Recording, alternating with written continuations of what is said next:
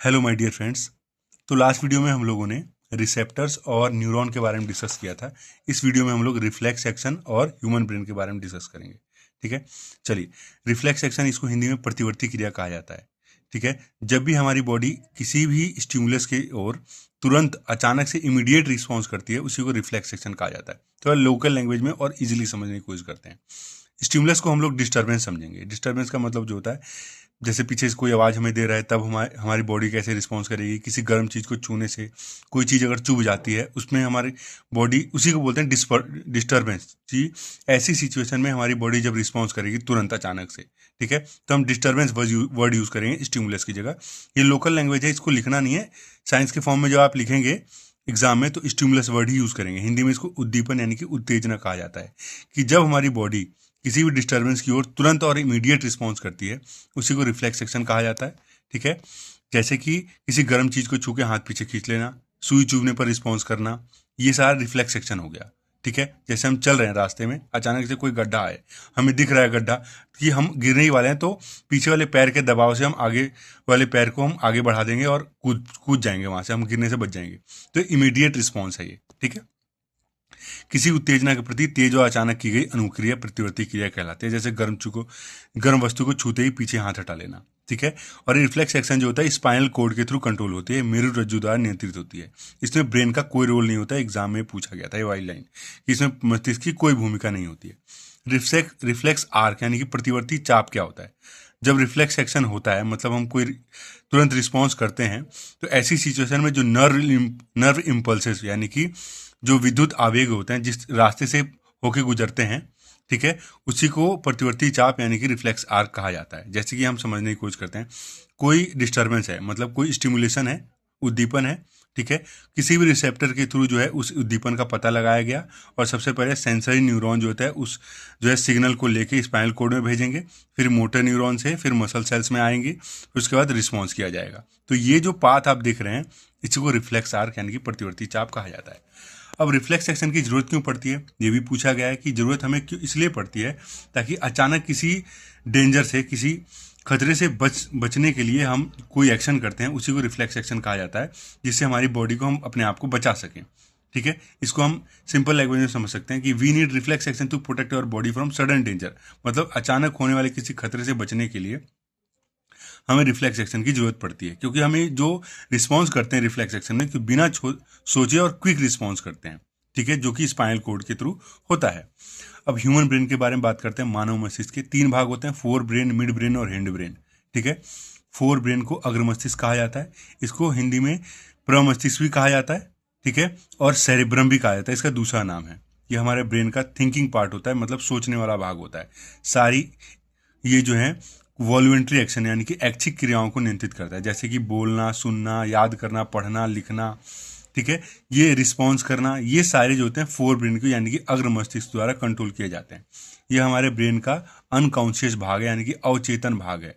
जब कोई व्यक्ति बेहोश होता है, तो उसका यही वाला भाग जो होता है अग्र मस्तिष्क यानी कि सेरेब्रम, यही जो होता है प्रभावित होता है। ठीक है, उसके बाद बात करते हैं मिड ब्रेन के बारे में, मध्य मस्तिष्क के बारे में। ये हमारे ब्रेन का जो है इनवॉल्यूंट्री एक्शन जो होते हैं, हमारी अनैच्छिक क्रियाओं को नियंत्रित करते हैं। जैसे प्यूपिल के साइज को जो है ये कंट्रोल करता है। जैसे हमारी आंखें हैं, जब हम अंधेरे से उजाले में जाते हैं, तो हमारी आंखें बंद होती हैं ताकि कम से कम लाइट आंखों में जा सके।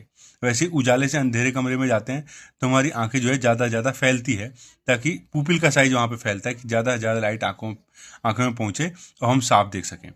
ठीक है, तो प्यूपिल के साइज को कंट्रोल करने का काम कौन करेगा? Mid brain. ठीक है, reflex movement of head and neck, मतलब हमारे गर्दन और सिर की तुरंत प्रतिवर्ती क्रिया जो होती है, उसको भी ये मिड ब्रेन ही कंट्रोल करता है।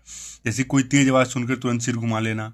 ठीक है, तेज रोशनी दिखाई देने पर गर्दन का रोशनी की ओर मुड़ जाना, ये सारा जो होता है रिफ्लेक्स एक्शन होता है हेड और नेक का, ये भी मिड ब्रेन के थ्रू कंट्रोल होता है। ठीक है, अब इसके बाद बात करते हैं हिंड ब्रेन के बारे में। इसके जो होते हैं 3 पार्ट हैं, 3 भाग हैं, सेरिबेलम, अनुमस्तिष्क, मेडुला और पोन्स। क्वेश्चन इनमें से भी आते हैं। सेरिबेलम जो होता है, ये हमारे पोस्चर और बैलेंस को कंट्रोल करने में मदद करता है। ठीक है, कंट्रोल करता है, जैसे कि हम दौड़ना, चलना, साइकिलिंग करना, या फिर किसी पेन को उठाना, ये सारी जो होती है हमारे बॉडी की संस्थिति और संतुलन को कंट्रोल करने की प्रक्रिया है। ठीक है। जैसे दौड़ना, चलना, साइकिल चलाना या फिर पेन उठाना, ये सारे जो होते हैं सेरिबेलम यानी कि अनुमस्तिष्क द्वारा कंट्रोल करता है। जब कोई व्यक्ति ड्रग्स लेता है या फिर नशा करता है तो उसका यही वाला भाग जो होता है प्रभावित होता है। इसी वजह से जो ड्रग्स लिए व्यक्ति होते हैं या जो नशा किए होते हैं, जैसे दारू पी के जो चलते हैं वो सीधे नहीं चलते हैं, लड़खड़ा के चलते हैं, उसका यही वाला भाग जो होता है इफेक्ट प्रभावित होता है इस वजह से। मेडुला जो होता है ये हमारे इनर अंदर के इनवॉल्यूंटरी एक्शंस को कंट्रोल करता है, जैसे कि बीपी हो गया, ब्लड प्रेशर, हार्ट बीट हो गया, छींकना हो गया, ये सब चीज़ें होती हैं। ठीक है। अब पहुंच जो होता है ये हमारी दूसरी इनवॉल्यूंटरी एक्शंस को कंट्रोल करता है, जैसे सांस लेना होगा, स्लीप कंट्रोल, ठीक है, सोने की जो नियंत्रण है, सोने की अवधि का नियंत्रण, मतलब कितनी देर में सोना है, ठीक है, इन सब को कंट्रोल करता है पॉन्स। ठीक है। उसके बाद आता है कि ब्रेन और स्पाइनल कोड की सुरक्षा, ये भी बहुत पूछा गया, इसको भी हम समझेंगे। ब्रेन जो होता है इसको मस्तिष्क कहा जाता है। ये जो होता है एक हार्ड बोनी बॉक्स जिसको कहा जाता है क्रेनियम, उसके अंदर प्रोटेक्टेड होता है। ठीक है। जो कि शॉक एब्जॉर्बर की तरह काम करता है। ठीक है। और हमें इंजरीज से बचाता है। मस्तिष्क एक मजबूत हड्डी के बक्से में बंद रहता है जिसे क्रेनियम कहते हैं। इसको हम लोकल लैंग्वेज में खोपड़ी कहते हैं। ठीक है। और जो हमें शॉक ऑब्जर्वर यानी कि प्रघात अवसर के मतलब गहरी चोट से बचाता है, हमारी रक्षा करता है हमारे मस्तिष्क की। ठीक है।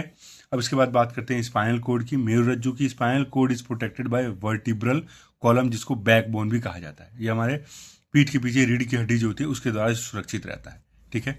अब इसके बाद एक टॉपिक, लास्ट टॉपिक है, इसको भी समझा देता हूँ। उसके बाद हम नेक्स्ट वीडियो में कंट्रोल कोऑर्डिनेशन इन प्लांट्स के बारे में समझेंगे, पादपों के अंदर समन्वय कैसे होता है। इलेक्ट्रिकल कम्युनिकेशन या फिर नर्व सिस्टम होता है। ठीक है। इसकी लिमिटेशंस क्या है, सीमाएं क्या हैं। देखिए, इलेक्ट्रिकल कम्युनिकेशन जो होती है ये बहुत ही फास्ट जो होता है मूव करती है हमारे नर्वस सिस्टम के थ्रू। ठीक है, नर्वस सिस्टम में। ठीक है।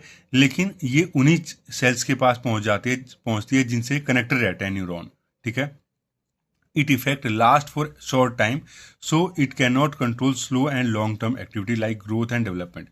देखिए, हमारे तंत्रिका तंत्र में जो विद्युत का संचार होता है बहुत तेजी से होता है। नर्व इलेक्ट्रिकल कम्युनिकेशन होता है, बहुत फास्ट होता है। ये उन्हीं सेल्स के पास जाते हैं जो न्यूरॉन से जुड़ी होती है, ये मैंने बता दिया। ठीक है। लेकिन इनका जो प्रभाव होता है वो थोड़े समय के लिए ही रहता है। ठीक है। जैसे कि मान लीजिए आपको कोई आवाज़ दे रहा है। ठीक है। आप उस आवाज़ को सुन रहे हैं और सुनने के बाद आपने रिस्पॉन्स कर दिया, उसके बाद दोबारा वो आवाज़ थोड़ी ना सुनाई देगी तुरंत ही। हो सकता है उसको जब जरूरत पड़ी वही तभी आवाज़ सुनाई दे। ठीक है। तो थोड़े समय के लिए ही रहता है। ठीक है।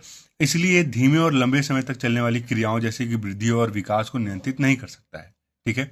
जैसे आपको आपके पापा ने पानी लाने के लिए बोला, आपने सुन लिया, आपने पानी ला के दे दिया। अब ऐसा थोड़ी है कि तुरंत दोबारा आपको पानी लाने के लिए बोल दें।